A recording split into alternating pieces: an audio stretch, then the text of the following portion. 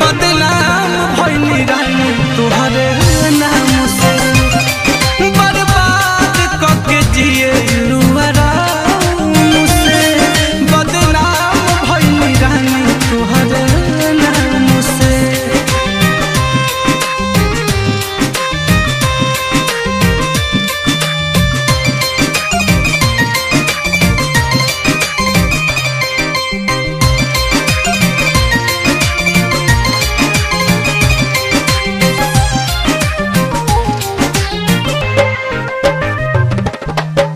देगे देगे काट बोआइल नामुमकिन बा पाँव धइल। अपने खास देखल ना चाहे प्यार के दुश्मन लोग भइल।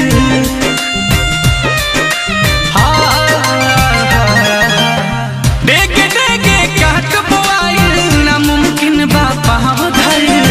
अपने खास देखल ना चाहे प्यार के दुश्मन लोग भइल।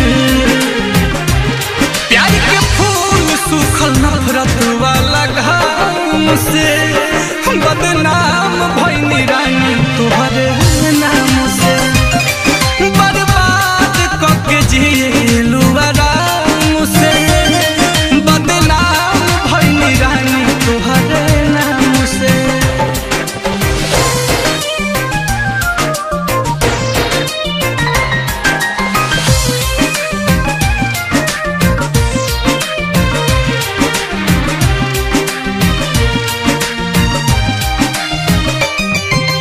सपना टूटल शीशा जैसे